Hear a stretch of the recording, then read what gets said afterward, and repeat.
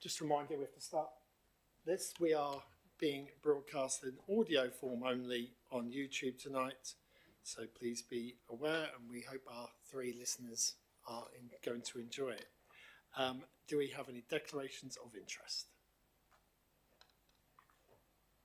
No? Okay. Any apologies for absence and substitutes? There's no apologies for absence, Chair. Thank you. Number 3, the minutes of the Overview and Scrutiny Committee meeting held on the 9th of January, held 9th of January and the 23rd of January. Did we have any issues to raise regarding them? No, that sounds good. Okay, good. We are racing through. I think, Vice Chairman, you might get your wish. You never know. It's a nice prompt finish. Chairman's announcements. I have nothing to announce. We seem to meet so regularly. I more or less need to just say hello again. Nothing particularly to announce, so we'll leave it at that. Public speaking. There's no public speaking, Chairman. Thank you. We'll move straight on then to item number 6, which is actually agenda item 7, on the Cabinet reports, which is the revenue budget and council tax 24-25, with Rodney giving us the report. He's already in place. Thank you, Rodney. Well, thank you, Chair. So, as you'll see tonight on the agenda, we've got the 3 papers which taken together form the budget papers for this council. So we're going to be looking at the revenue budget, which I'm going to take you through. Then we're going to look at the capital budget, which Jen is going to take you through, my team, and then the treasury management one, which Georgina will lead on. Well, very much the first report tonight on the agenda is the council's revenue budget proposals for 24-25. The report, as you see, takes you through the various steps that we follow to set the budget. Namely, we work out the cost of running our services. We then add on the other items of income and expenditure that we need to take account of, things like the internal drainage boards, interest earnings and interest payables. We then look at what government funding we get and work that out to take that off the cost of our services, less the government funding. We then look at the cost of the income we get from business rates payers, and again take that off our overall sum, to end up being the amount we need to collect from council taxpayers to meet that funding requirement, to meet the budget. So as you'll see in the papers tonight, what's being proposed in these papers is a balanced budget with no need to draw on the general fund reserve, and the report is proposing a £5 increase in council tax. This will take the council tax for this council up from £129.91 this year to £134.91 next year, and this equates to a 3.85% increase in council tax. Other things just like to bring your attention to in the report is very much the budget consultation results are in this report, and as you'll see, there was a support from most of the respondents to an increase, not necessarily for the full £5, but there was certainly support for a need for some sort of increase in council tax. The report also sets out proposals for fees and charges. We need to set the fees and charges for next year for the council, and this report is proposing that these go up in line with the September RPI increase, which was 8.9%. Not only do we have to set the council tax for the district, but we also need to set the council tax for what's known as special expenses. So special expenses are the charges we put in place specifically for Great Witchingham and Helston for maintaining the street lights in their areas. And what's been proposed this year is actually the street lighting charge in these 2 areas will reduce by £6. As part of this report, I also need to draw to your attention the advice I have to give Cabinet and Council on the budgets, and very much I need to advise you that actually, in my opinion, I believe the budgets as proposed are robust, and the level of reserves that will result as a result of these budgets, again, is adequate for the needs of the Council in the short term. I just need to make you aware of one minor change actually from the report. So yesterday, the final local government settlement was announced. So we're actually able to update you on the figures provided. Very little change. In fact, we had a £1,777 increase in our services grant, but that was offset by a £1,777 reduction in our funding guarantee grant. So overall, no change to actually the overall picture for the council. But that does mean that recommendation 1, no needs to make reference to the fact that actually changes to the final settlement should be delegated to myself, as we now have the final settlement figures. And that was all I wanted to bring to your attention from the report, and happy to pause there for any questions. Thank you, Rodney. You answered my question that I was going to ask, which was about the percentage. Thank you very much for that. Has anybody got anything they would like to ask Rodney at this point? Well, we move forward with great excitement, it appears, to the next part of the report. Thank you. Thank you, Chair. I'm going to cover the capital budget. So this report provides details of the Council's capital strategy and capital budget for the period of 24-25 and 28-29. Overall, the capital programme totals £21 million. Sorry, I should have realised that we should have gone then voted on the initial recommendations at this point. If no one got anything to say, I thought I was so excited at the movement through this at such swift pace. So we therefore have to move to vote on the recommendations.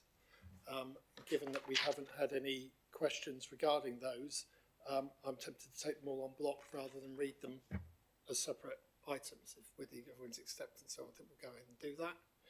So all those in favour of the recommendations, please raise your hands. 1, 2, 7. And all those against. 5, 6, 7. So And that's a Doug. casting vote. Thank you. That's carried, Chair. Thank you. All I was going to say, so I've got so excited and no one said anything, I didn't really want to spoil it, was essentially then Great Witcham and Helston, I've got a cut in council tax of £1. Correct? I mean, it should just move a couple of miles down the road, shouldn't they? That's very positive for them.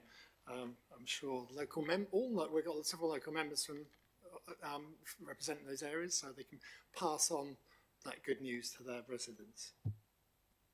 Sorry to interrupt you, I'm so excited. No, you're fine, thank you. So, capital strategy and capital budgets for the period 24-25 to 28-29. Overall, the capital programme totals £21 million. The programme included £5 million for investment in Broadland Growth Limited. This enables the company to deliver housing development and to generate an investment return to the council. Also included the other council assets repairs and maintenance, disabled facility grants and the refurbishment of the depot. Just a few things that I'd like to point out. So Appendix B on page 56, this provides a full scheme by scheme breakdown. The expenditure will be funded from reserves, grants and capital receipts with no need for the council to borrow. You'll also note from the funding analysis in paragraph 9.4, this is page 46, that the programme will use 4.27 million of general revenue reserves.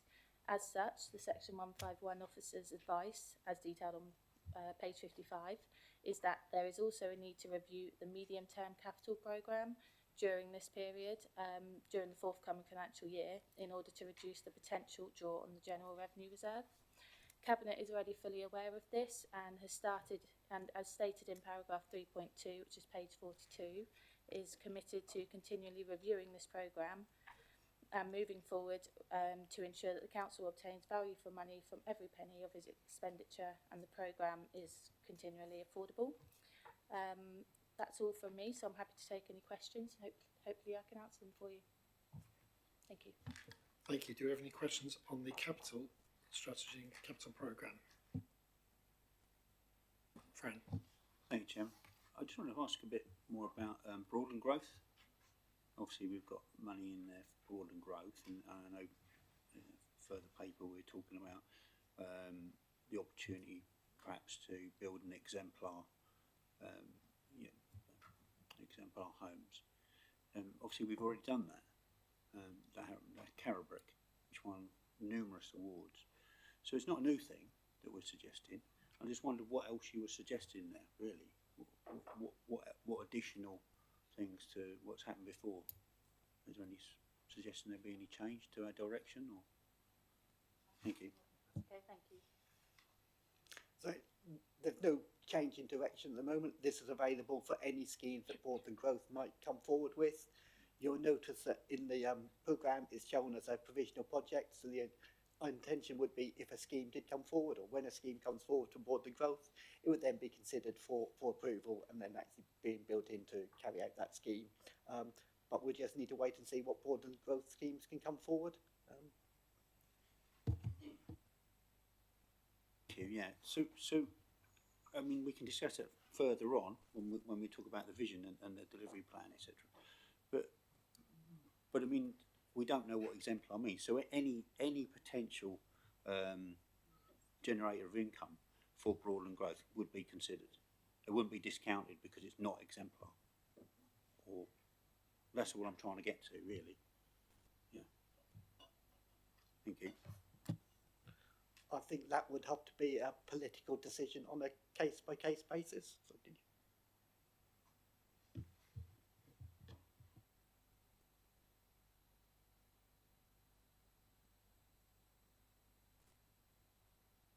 Martin. Sorry, mine was also on Broadland growth in that with the scheme, the way it was set up, obviously it was then looking to churn, to reinvest in future schemes. Here it's just got the one utilisation in the current year. I know it's provisional, but then again, is there no expectation for it to actually move into future years so that it then churns and creates additional income and opportunities for council?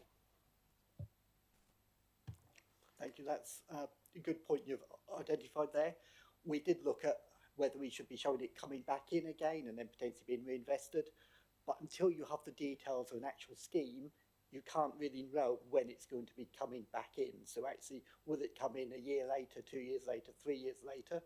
So it's there just at the moment as an allowance. And actually, when a scheme comes in, we'll need to amend the programme accordingly with the opportunity either for it to be, say, recycled or indeed just for be a one-off scheme that then comes back for the council's balances. But again, that will need to be a scheme-by-scheme decision that Cabinet will need to make as and when schemes come forward. The other question I had, I did raise it in previous over scrutiny about the bridge repair scheme. I noticed that we have got some in here, but the concerns were around the dilapidations, and therefore there were some of the schemes which were in the red, which were to be done immediately, then the amber, and again here, some of the amber ones could potentially have now gone red. Therefore, I've expected to see certain amounts of this project coming forward earlier.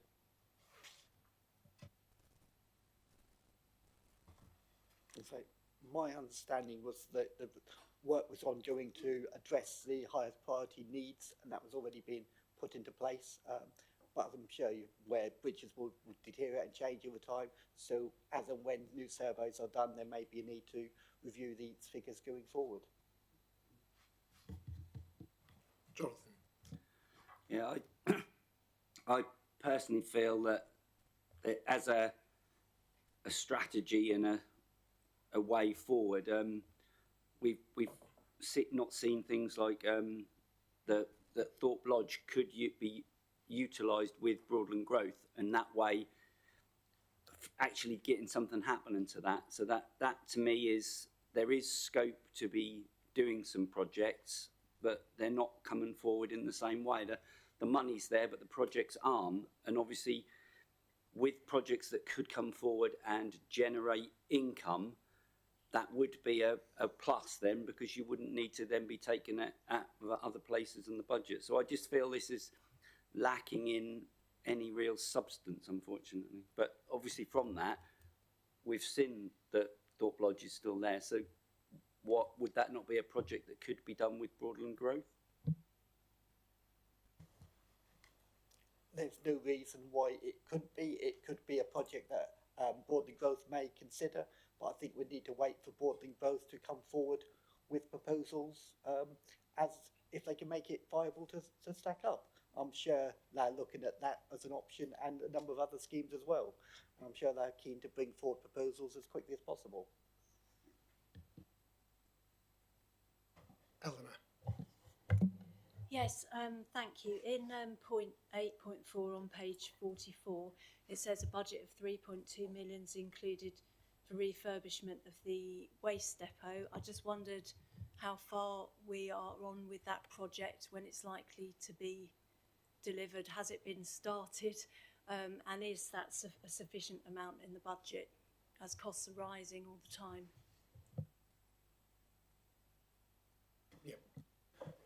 Whoever needs to speak on this, yeah.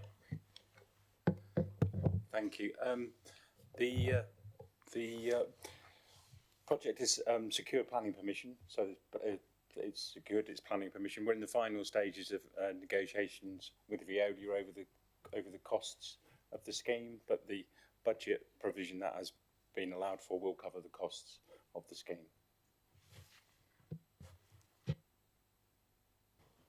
Anybody else? Cabinet member would like to say something at the back. Go on, Dan. Thank you. Just a brief word, just to help Bodney out with a politician's word, really. Just in terms of the Broadland growth figures, as I think Councillor Emsel has alluded to, it doesn't take a lot of imagination to think of potential projects where Broadland growth funding might well be utilised in the future. But at this moment in time, it's coulds and woulds, and until a project is fully identified, we wouldn't know how much to put into a budget for it. So at this stage, I think treat the Broadland growth amounts there as keeping the powder dry. We all know where potential projects could come up, but we need to do a great deal of further work before those can come to fruition. Thank you. We'll move to the recommendations then, which we'll take together. All those in favour of the recommendations, raise your hands. 1, 2, 3, 4, 5, 6, 7. All those against. 2, 4, 6, 7. I sometimes miss Peter on the end. It's no disrespect, Peter. Thank you. Move to agenda item 9, the Treasury Management Strategy Statement for 2024-25. And that's going to be led by Georgina. Thank you, Chair. This report provides detail of the Council's statutory requirement to set a Treasury strategy for the forthcoming financial year. There are no significant changes to the strategy since last year. The strategy is built on the 3 principles of security, liquidity and yield, the most important of which is security of investment. The report includes the policy statement, annual investment strategy, counterparty risk issues, the scheme of delegation, prudential indicators, and notes on interest rates from our Treasury advisors. That's all I have to comment on currently, but I'm happy to now take any questions anyone may have. Thank you. Fran. Thank you, Chairman. I just wanted to say, pleased I am to see that, as you say, there's been virtually no change from the previous policy, and that we're continuing to ensure that money is not put into places such as Abu Dhabi, Hong Kong and Qatar. So I think it's really important that we're shown to be, and we're not shown to be, we are a really responsible, caring council. So I just think it's really important that we continue to show that. And as you say, this is very much as was really. So it's just a continuum. Thank you. Not really a question, sorry, a statement. Thank you. Martin. On page 87, I noted that the link data was back from the 7th of November, and it was just really about how confident we are that those still have remained the same, or has there been any significant movement within those? So we did get some interest rates through from Link the other day, and I can confirm that they have stayed the same. Thank you.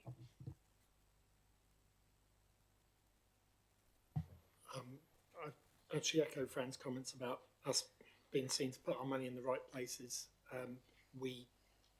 It's all very tempting, and councils were tempted. I can remember back 30 years ago where councils got their fingers bitten as well, with I think the Bank of Credit and Commerce International that lots of councils had their money with, which gave incredible returns from the Middle East and then went belly up. And a friend of mine who was an accountant for a large insurance company in Norwich at the time said, well, we wouldn't touch them with a barge pole, so I'm surprised councils did. So I think us keeping to our investments in safe places which are reputable is to be admired. So that's really good news. We will, without anyone else putting their hands up, we'll move to the recommendations, which are multiple, but I will take them together on block. All those in favour of the recommendations as stated there. Hands, please, hands. Unanimous, Chair. Wonderful. Thank you. Thank you very much to your team for your thoroughness and clear answers. Thank you very much. Agenda item 10, we have Sinead, who will present from the front, I think. I'm not going to make you walk all the way around. Thank you, Chair. Yes, thank you, Chair. So the report you have in front of you today sets the 4-year strategic plan for Broadland District Council, alongside the 2-year delivery plan leading to 2026. So just to give a brief overview, the strategic plan sets out the overarching vision and priorities for the district and organisation for the coming 4 years. And you can see that outlined on page 5 of the strategic plan or page 98 of your papers. And it also outlines the way in which we plan to work in order to achieve the best outcomes for our residents and businesses. The delivery plan, which is in the appendix to the strategic plan, is really a supportive document, and this details the projects and activities we seek to deliver in the first 2 years of the strategic plan, and it also outlines the key performance indicators we'll use to monitor progress, and that's what gets reported into Cabinet 3 times a year. So just over to the recommendations, which is for Cabinet to recommend to Council approves the adoption of the Council Plan 24 to 28 and the associated delivery plan. I'll pause there for any questions. As you'll see, we have a lot of Cabinet members and officers in the room for any questions that you may have on the detail. Thank you. Thank you, Sinead. Take advantage of the fact there are Cabinet members here. If you wish to ask something, they should have all the answers, and officers will definitely have the answers. Would anybody like to ask anything or state anything at this point?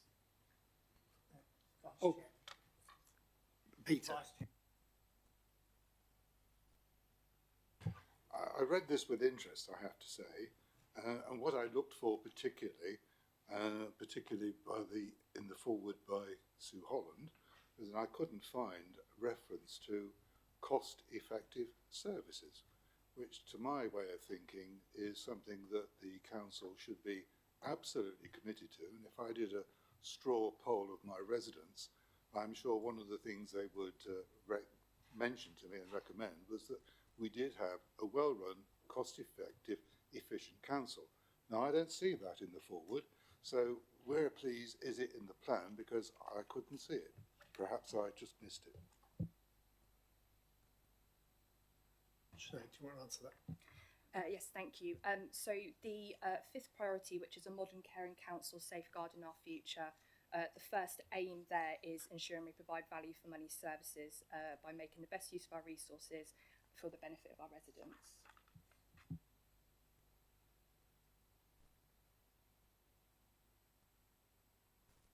So that didn't appear actually in the forward though.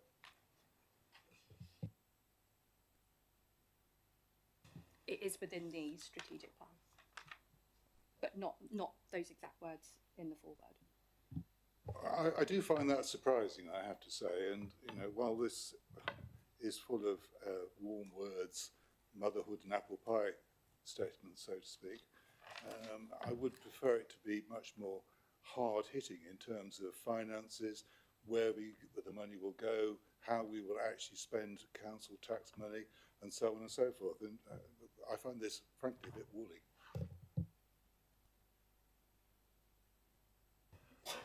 Thank you. Does anyone else have anything? Yes. Thank you. We've got members, one of our officers who'd like to speak on that. Go on. Thank you. I was just going to say, in terms of development of the strategic plan and the delivery plan, they're developed in tandem with the budget. So the activities that you see in the delivery plan are also planned to ensure delivery against the budget. So we do marry up the two there. I would also say in terms of the delivery plan, we've set out quite a clear transformation agenda in there in terms of delivery of projects and programmes and how we plan to meet that budget gap going forward. Would anybody else like to ask anything? Fran? Thank you, Chairman. I just wanted to ask if you could give us a bit more detail, really, because, I mean, we're talking a great deal about a cleaner, greener Broadland, but it doesn't feel very ambitious for a council that's called a climate emergency. I just feel that there could be a lot more in there. We could push harder with our recycling rates, etc. But one specific question I wanted to ask was around the what do you call it, expand and deliver the retrofit accelerator programme, which is beyond the existing Norfolk Warm Home Scheme, which has been running for many years and been very, very successful. So I don't quite understand, unless I've missed me here. It says improving housing standards to increase quality of life for the local residents, which is great. That's absolutely what we're looking for. But I don't fully understand how we're going to achieve this outside the Warm Homes scheme. I don't quite understand that. So if there's anything that can be explained to me, that would be really helpful. Thank you. Can I ask for clarification what page that was on, so that the officers and staff can react?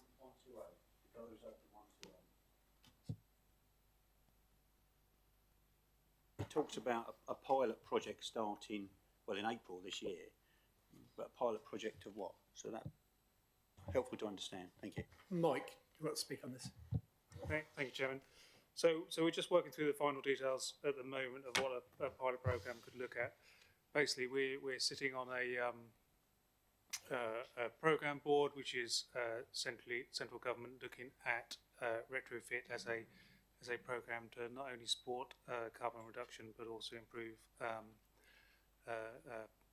our poorest homes to increase their environmental sustainability but reduce costs.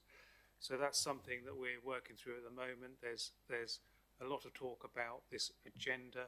This is something that what Broadland Council want to do is to enhance our Warm Homes programme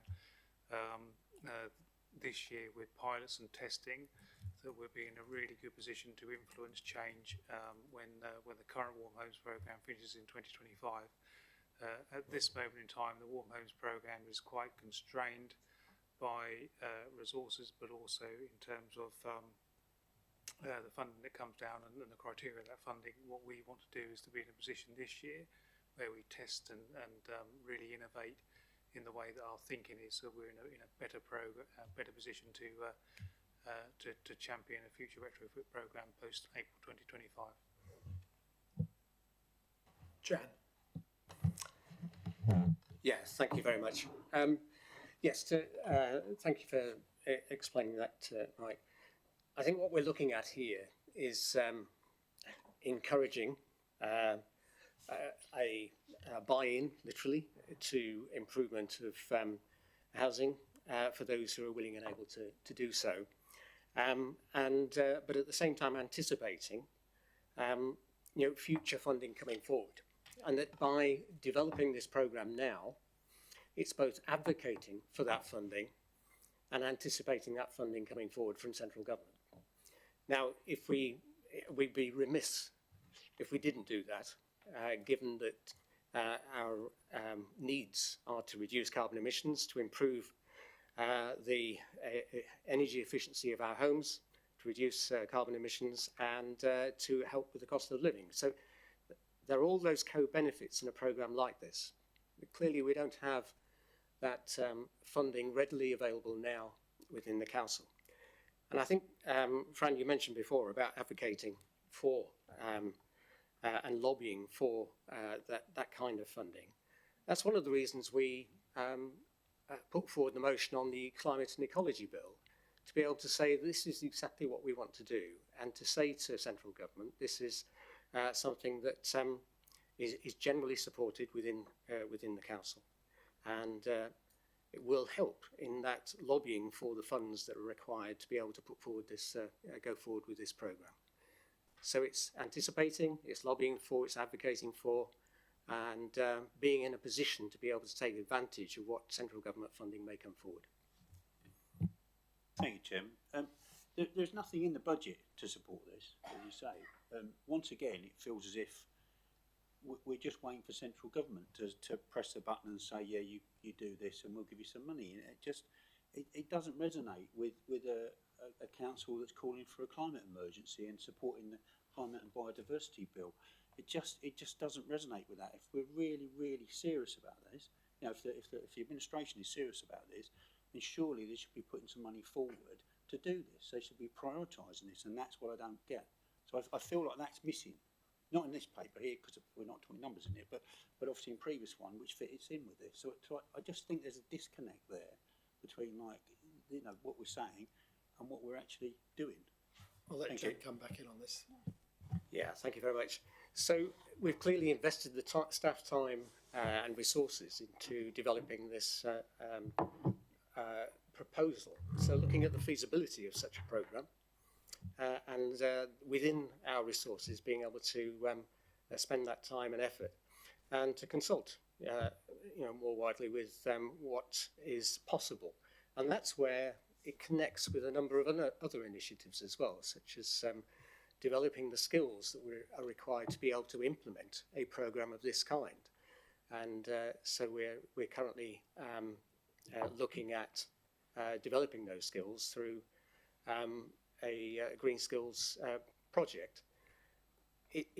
We know from the Warm Homes programme that there are issues in being able to roll out a programme with all the bureaucracy around that and the willingness of contractors to be able to engage in that when there are few not enough skills available. So we're looking again at the future in terms of, yes, you can get someone to install your solar panels, your heat pumps and so on, but who's available to then maintain them and service them going forward? And that's really important in terms of sustainability as well. So that's where we're also looking in terms of developing those green skills. I think it links in with our involvement in the Norfolk Climate Change Partnership, which is a partnership across Norfolk, and we're involved in a programme which is looking at net zero across pilots across the 7 districts in Norfolk, and we have a pilot in Broadland, working together with our colleagues to look at what it is that will, from a behavioural point of view, as much as anything else, assist our journey to net zero. So those all come together as part of this programme. Emma would like to have something to say on this. Thank you, Chairman. I've just been asked by Director Courtier, who doesn't have a mic, so I'll speak on his behalf, so be careful what you wish for, Phil. But he's just asked me to point to page 123 in terms of the climate emergency, because we do cross-refer there to the environment strategy, and whilst we didn't want to duplicate what's in the environment strategy and the delivery plan, so you've not got 2 things going on in 2 documents, that environment strategy that you've seen as a committee before does make quite good strides into the carbon footprint, delivering against that motion that's been through. So it's worth just making sure that, you know, you're cognizant of that as well, because that will take some strides towards that. Are there some numbers behind that in the budget? So I could make something up, couldn't I? Because Phil hasn't got a microphone. But Phil could come and speak at the opposite end if he wished to, because I'm probably going to make it up. There's microphones down there. It's probably worth him responding, Fran.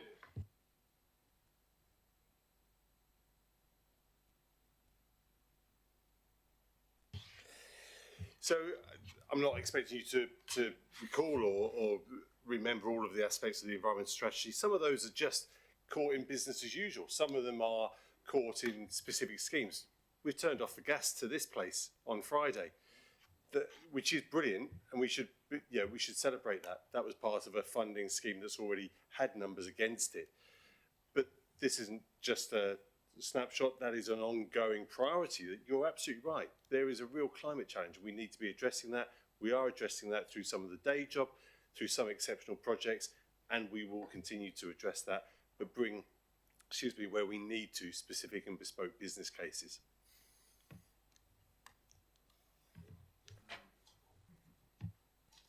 Well, do you want me, I mean, in the nicest possible way, I can give you numbers, say for this, then there's a £2.3 million project, wider project, of which there's been match funding across the 2 councils for £300,000. So there are numbers, but is there a specific line in the budget that says this is going to be the budget for all of our climate emergency projects? No, there's not a line, but within the budget there are embedded costs, and there'll be further embedded costs as we go through budgets over the next few years.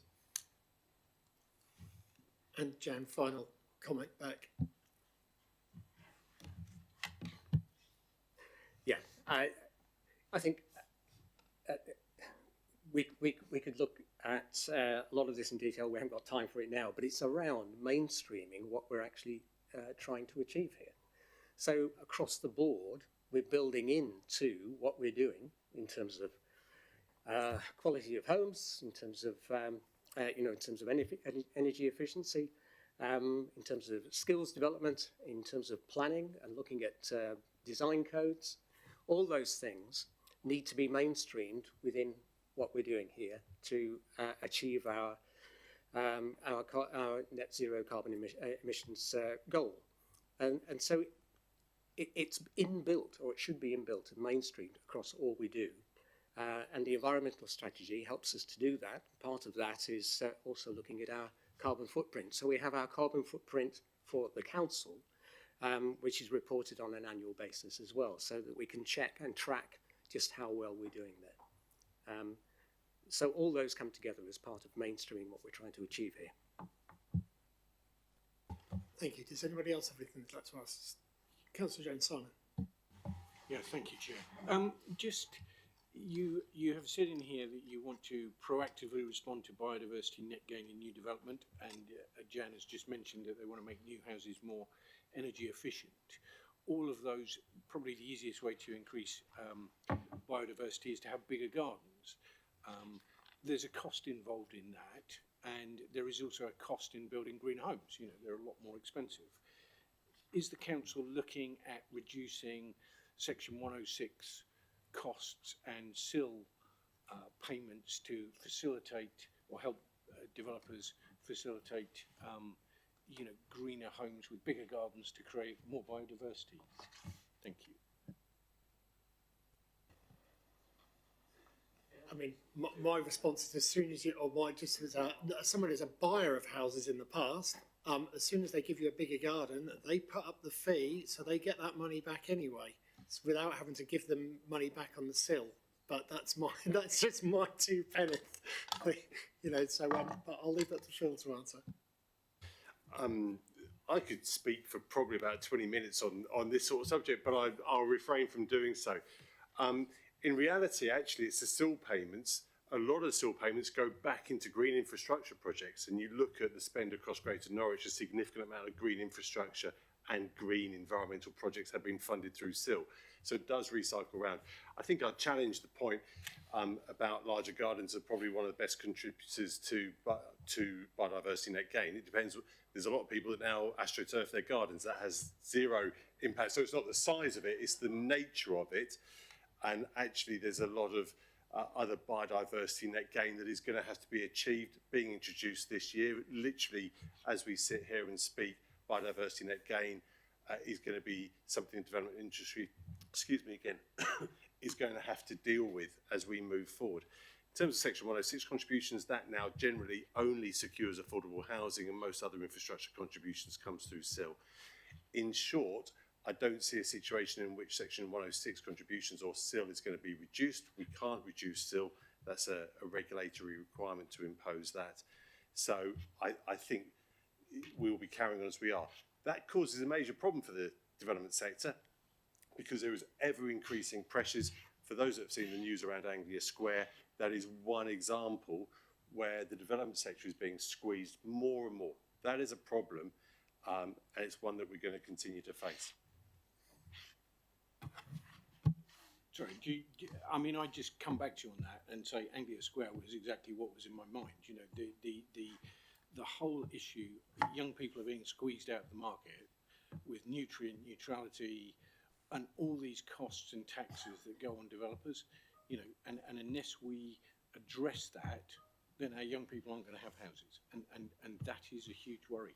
And I think all of us in this room need to be concerned about that. And I think we're going to violently agree with each other, but there is an ongoing tension. We've just been talking about the environment and the climate emergency that we face. That is a tension against providing affordable housing for our young people. And they're not working. Yeah, that is, do we shift all the funding towards more environmentally friendly communities and the environment, or do we provide more affordable housing? It's a real challenge to navigate through those tensions, but it is a tension. We'll continue to face it, but the planning team here is consistently trying to maximise the affordable housing whilst also maximising the environmental standards within housing. And as a planning committee, yeah, those members of the planning committee will be familiar with that. It is an ongoing tension. It will be an ongoing tension. Cabinet member would like to speak again? Yeah, thanks, Phil. I mean, clearly it is an ongoing tension, and it's something that we need to address. But again, it's around central government policy, planning policy, and how that is going to be able to help us to manage those tensions going forward. So again, it's around us being able to influence, affect those policies in the long term. And that's what we've been trying to do, which is why, we declare a climate and biodiversity emergency, recognising it is, and it has to be addressed at the same time to be able to provide, the right homes for the right people in the right places. And that's what we're trying to do, but it's influencing that policy to allow us to do that. I think we'll probably... Oh, go on, Jonathan.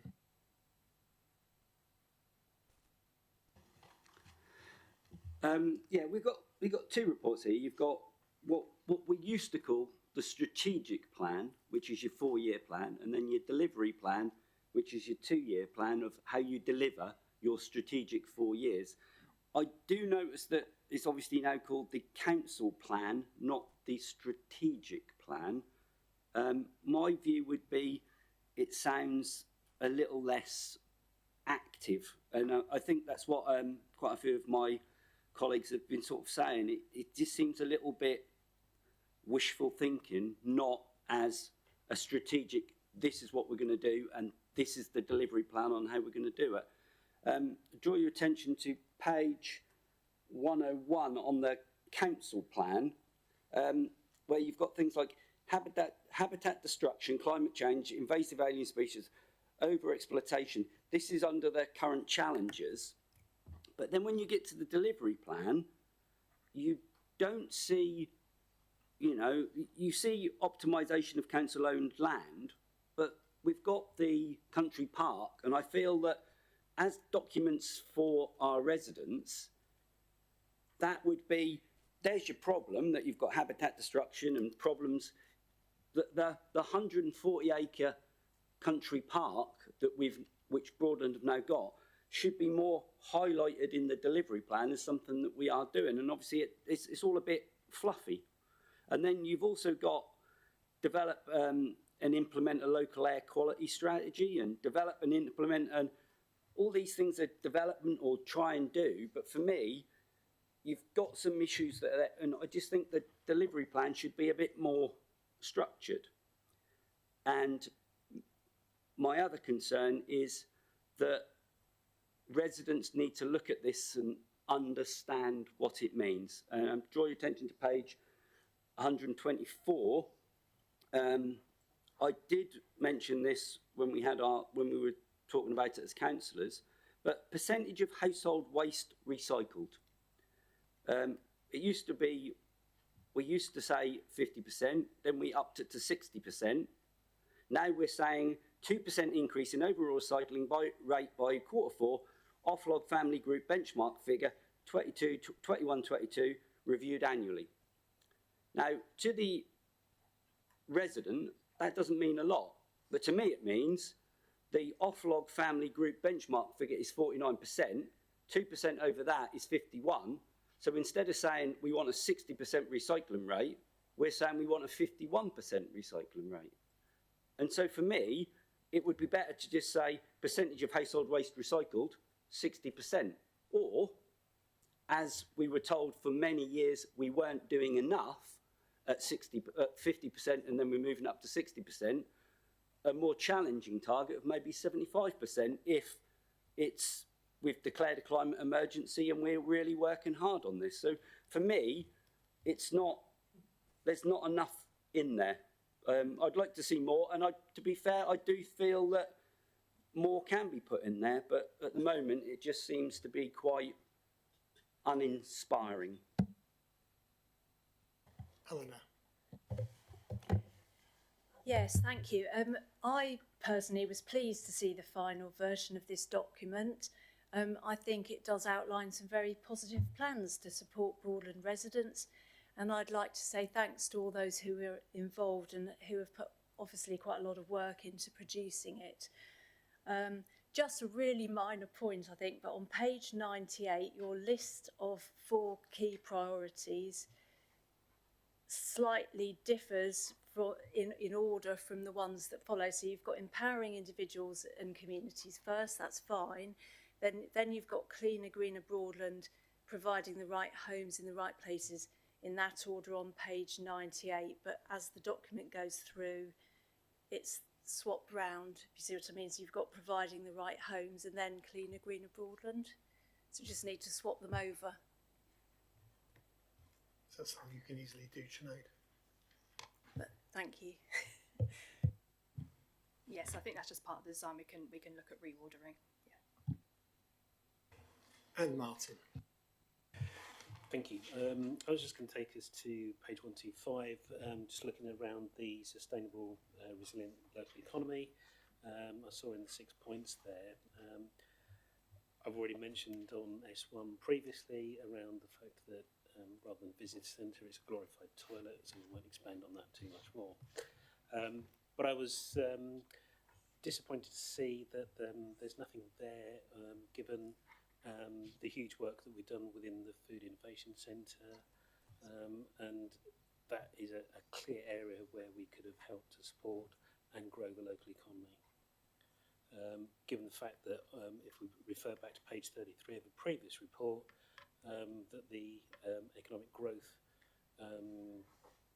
the staff members have actually reduced within that area within the budget. Doesn't seem as though we're empowering and delivering on economy. George is waving at us, so I'll let him speak. Thank you, yes. The Broadland Food Innovation Centre project is absolutely continuing, but it's reached the end of a defined period of the project. It's referenced in S6 around the food and drink cluster support work. That's one element of the project which has received additional funding and will continue. But of course, the good work around innovation and business support is now a standalone function as part of that business unit, and hence not described as a project in the delivery plan. We see that as business as usual activity, but the great work continues. And I guess that also addresses the point that was made about Broadland Country Park. Most of that is already in place and is already business as normal, as opposed to something new. So I don't want to turn the microphone off. Let's move to the recommendations. All those in favour of the recommendations that are there. 7, Chairman? All those against? 3, 4. And that's 7. So that's carried with the... Thank you. We now move on to, thank you very much, Sinead. You put a lot of work into that. There's a lot of workshopping around this as well, which people had a lot of opportunity to feed into. So thank you. The development management pre-application charges is led by Stuart. Thank you, Chair. Paper proposes to review the current charges that we have for pre-application advice provided by the Planning Service. Current charges were introduced in 2021. There's a number of circumstances that have recently changed. Members may be aware that national planning fees have been increased quite significantly recently. It feels appropriate to review the charges that we have for pre-app, also in the context of the commercialisation strategy and the fees and charges strategy that the Council has. Members will be aware that pre-application is a discretionary service that we offer. There's a value to that, to the customer, and it can provide savings in terms of costs and time, which results in subsequent planning applications. It's also considered that there's been quite a significant increase in the complexity of the advice that we provide to applicants and the support that they need to submit successful applications. That can be in relation to issues such as nutrient neutrality and guiding them through that process. And as has just been mentioned, the introduction of biodiversity net gain, which for major applications comes into effect on Monday next week. The charging structure that's been put forward has considered previous time monitoring that we've undertaken, together with comparison costs of using a percentage of the national planning fees, and also looking at comparison costs of the service offered by our neighbouring authorities. The current fee structure groups inquiries by similar scale and also those that raise similar policy or planning considerations. It's considered to give us flexibility in terms of the range of inquiries that we get, but is also quite simple in terms of its operation and has been used for a number of years, and such regular agents are familiar with it. The proposal is to retain the high level free advice that we currently offer, which is either by phone or in meetings in the office, to still provide a free follow-up inquiry. There is reduced rates for a range of organisations, including parish councils and charities, but it is proposed to introduce a range of charges for the categories which were previously free, but which make up a significant proportion of the inquiries we receive. It's also proposed to introduce an upper limit to the major inquiries, 200 houses, because it's considered that above that scale it raises strategic issues. It's therefore considered that above 200 houses as an inquiry, we would look at doing a bespoke fee or probably use a planning performance agreement which can cover both the pre-app and potentially subsequent planning application. Recommendations before you. Thank you very much. Has anybody got anything they'd like to ask or say at this point? Fran.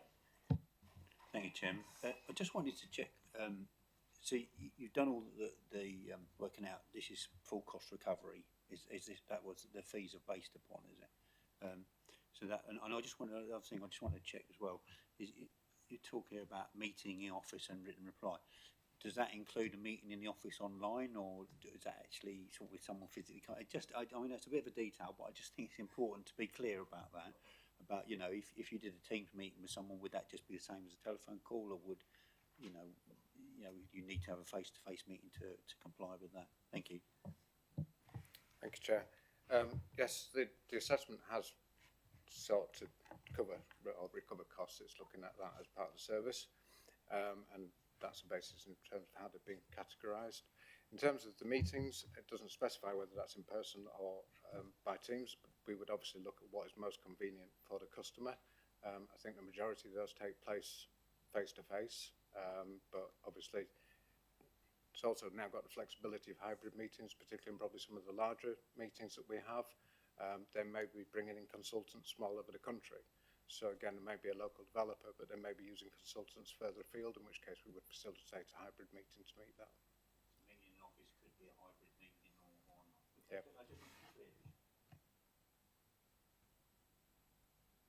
Caroline. On your list, I couldn't see on the free charges adaptations for disabled people. Is it? Can you just confirm that they're still free? Yeah, isn't there?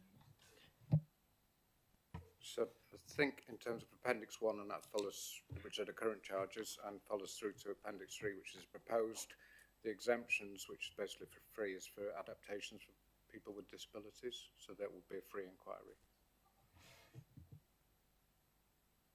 Can I just ask, it's probably something I should know, but I'm going to ask it and make myself look stupid. Obviously, we have to just cover our costs and we shouldn't seek to make a profit from planning service. If there were a load of applications come in which were relatively straightforward, and I know that's not an easy thing to quantify. My wife's a planning officer, so I know this. But if you suddenly got a load in, they're processed much quicker than we expected, and we suddenly seem to make a little bit of extra money. What happens to that money? You know, don't donate it to charity, obviously, but what do we do? How does it go? How do we balance that out? Just interested to know how that works. So as you say, the pre-application service is a discretionary service, and as such we should be looking to just cover the costs. The time monitoring is based on an average, so as you say, that has also picked up inquiries that take significantly longer and those which are quicker, so that the timing and the costings have been based on that average to balance that out. Anybody else got anything? Let's ask. Councillor Bourne, Peter. Looking at the issues and risks, it talks about the service standard not being met as a risk. But what about people being put off by the costs there doesn't seem to be any analysis of that potential risk, because people could be put off by virtue of increased costs or costs they weren't expecting. So where's the analysis of that risk? It's not a mandatory part now for an applicant to seek pre-application advice, and I think the advice that we tend to give to people, there is still that free advice that we can give a high level view to customers. I think the emphasis is that the savings longer term for the applicants, you know, in terms of you looking at the cost of an extension, the percentage that somebody's been charged for the pre-application advice and the savings that may subsequently make them on that planning application if they don't have to submit revised drawings or additional information, is where we would encourage somebody to take that service, but that is entirely up to them as to whether they use the service. So supposing all your careful plans don't come to fruition, what then?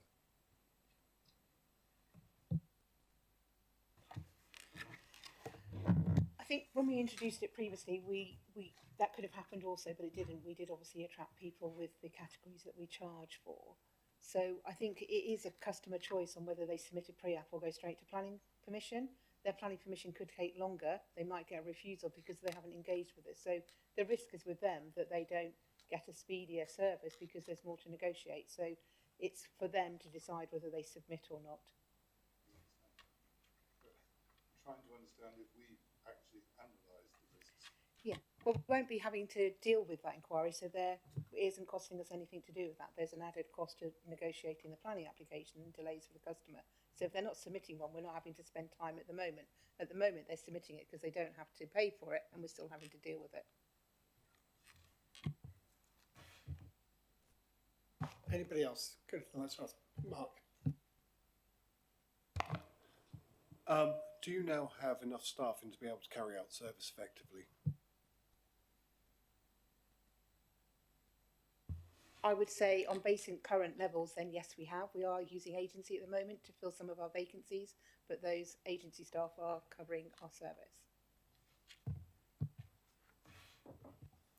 Thank you. Anybody else? Let's go to the recommendations that are on the papers, all which we'll take together. Well, take together. We'll take all those in favour. That's unanimous.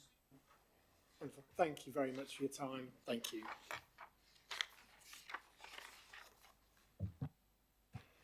We now move to the Local Authority Housing Fund purchase of further properties, agenda item 12. Thank you, Chairman. Good evening, councillors. Victoria Parsons, who wrote this report, would have been here to present it, but she's unwell today, so I'll do my very best to represent her work. Colleagues will be familiar, I'm sure, now with the acronym LAF and the Local Authority Housing Fund. I think this is the third paper you've received in relatively short time frame. The reason for being here today is that you'll remember that we have successfully accessed funding from the Local Authority Housing Fund Round 2, which has led us to be able to convey 9 properties on behalf of Broadland Council, 6 of which are for resettlement of asylum seekers, 3 of which we'll be using as temporary accommodation. And the project team are making great progress to put in place those houses in a really quite tight timescale from government requirements. Subsequently, and I can only assume due to either a lack of subscription to the fund or because some councils are struggling with the timeframe and have started to give some money back, DLUC have reopened the ability to access either Local Authority Housing Fund 1 or 2. And this is appealing to us for a couple of predominant reasons. The terms of accessing that fund are still the same as they were first time round, but the government is effectively looking to subsidise the value of the asset up to the degree of 40%, but an asset that will remain on the council's balance sheet until such time it decides to remove it. That in itself is quite appealing, but there's also the reciprocal reduction of in-house temporary accommodation versus the fairly significant expense of procuring bed and breakfast or hotel accommodation on a spot basis, as we sometimes have to do, given the level of demand for temporary accommodation, as councillors will be really aware. Officers believe, and some detail in the report to help back this up, that the ongoing need justifies us seeking to access the Local Authority Housing Fund 2 for further temporary accommodation we'd be looking at something around 2 properties, preferably 4-bed, preferably to be used as houses of multiple occupation, which gives us the maximum flexibility either to have a house for a family or indeed to use the house to home for individuals or any kind of mix within there, making sure we have the maximum utilisation of those properties. An expression of interest has already been submitted to government by officers with the informal consent of portfolio holders, but that's subject to any decision from council to accept what the government may subsequently offer. There are some vagaries in the paper, and you'll appreciate we've had to move at pace. The government only let us know of the ability to access these funds 4 weeks ago. We submitted an expression of interest within 2 weeks, and we're still waiting to hear back from government as to whether we've been accepted or not, which makes the vagaries and the exact specifics of how much money is in play here quite hard to pin down. So the paper is written in that vein. What our expression of interest has asked for is up to £240,000 worth of capital to procure 2 homes with £40,000 for refurbishment, to which we're seeking the ability to match up to that amount. But of course, it very much depends on what government come back with as to how much that matched amount might be. So please accept the paper in the context within which it's offered.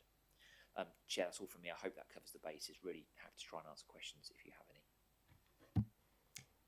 Thank you. Am I right in thinking this is like, sort of reminds me of going out in the 1980s, but it wasn't easy to find necessarily a bank machine that quickly, or you certainly couldn't use a cash card, or, you know, like in the way we can today. So you go out with your wallet quite full, just on the off chance you might be able to see something that you like, but you might well come home with your wallet full still. Does that make sense? You know, that it's just making sure that we've got the ability to move very quickly should an opportunity arise. It's not the analogy that immediately sprang to mind, but I do understand your point, and you know, fundamentally it is a really good offer, both from a capital investment and a revenue savings point of view. So it would be, from an officer point of view, it's difficult to turn down, but of course it's councillor's judgment as to what we do next. It's ambiguous enough to give us that flexibility to move, you know, at speed should that be needed. Sorry, Martin. No, I was just going to say, I think it's a really good thing. I was fully supportive of the first time when we did the other bit, so I'm fully behind this, especially with the draw on temporary accommodation and for this to come forward, so fully supportive. Thank you, Chairman. I just wanted to clarify something. Jamie, you said that this had already been agreed by the portfolio holder. Yeah, obviously the first recommendation is for this to be cabinet to delegate to you to accept the government offer. I mean, would it be better to be yourself and the portfolio holder, or do you say that had already been agreed with the portfolio? I just want to be clear, because if not, it would be better to be in the recommendation. Thank you. Really happy to be guided by councillors as to what the preference is and what the level of comfort is. I'd just make a specific point that there is no agreement. It's an expression of interest has been put in with the support, but the agreement can only be sought via the right decision-making routes, and of course until government have told us what they're offering, we're in no position to agree to anything anyway. So yeah, completely in your hands as to what your preference is for portfolio endorsement of any decision.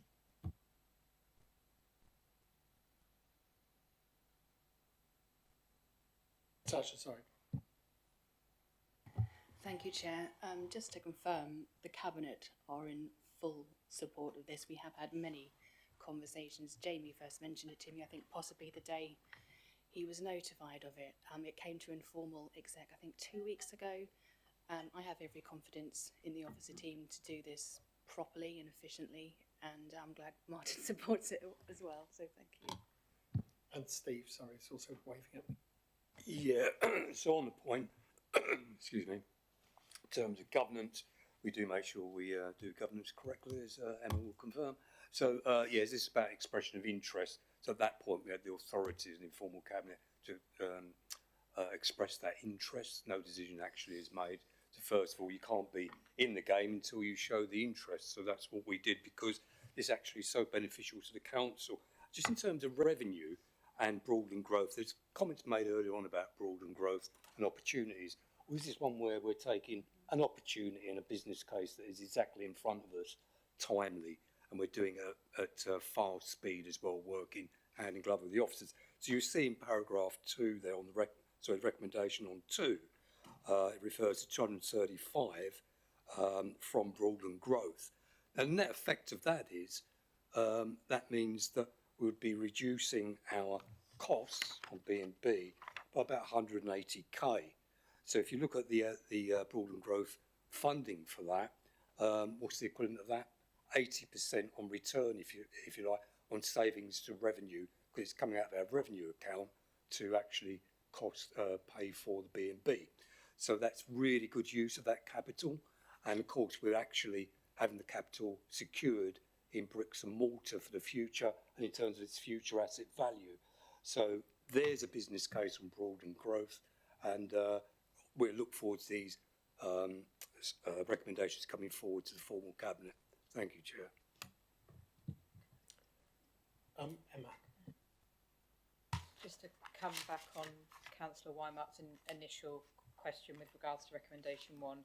So Cabinet as a whole will delegate to Jamie simply the receipt of that funding. There's no need for the portfolio holder involvement in that because Cabinet will have delegated that to Jamie. So just to provide assurance over that.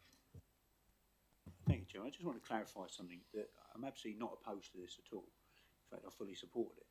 And that seemed to got lost in the mist here, really. That wasn't what I was saying at all. I just wondered if there was a necessity for it, and obviously you were saying to me there isn't, so that's fine. You know, because I would want us to be expedient, I would want us to be, you know, fleet of foot, whatever phrase you want to use, to actually use this money effectively and buy the properties we need. You know, I know better than probably most people here about the cost of temporary accommodation, as does Jamie. You know, so anything we can do to alleviate that cost and that angst for people being in bed and breakfast, I'm absolutely in support of. I just want to make that clear. Thank you, Chair. I'd like to praise you on the speed with which you have worked on this, and I'm sure you've worked with others in the team, but and Cabinet Member, you know, it's really good to see that we as a council are taking advantage of situations as soon as they arise, especially when we hear that perhaps other councils are not, and that gives us actually an opportunity and an advantage on them, and of course an advantage for our council taxpayers. So thank you for that. Without anybody else wanting to say anything, let's move to the vote on the recommendations. All those in support, in favour, raise your arm. That's unanimous, Chairman. Thank you very much indeed. Thank you everybody who's contributed to today's meeting. Thank you everybody who's attended, and our listeners online. Thank you for listening in to us. We'll close the meeting at 7:37. Thank you.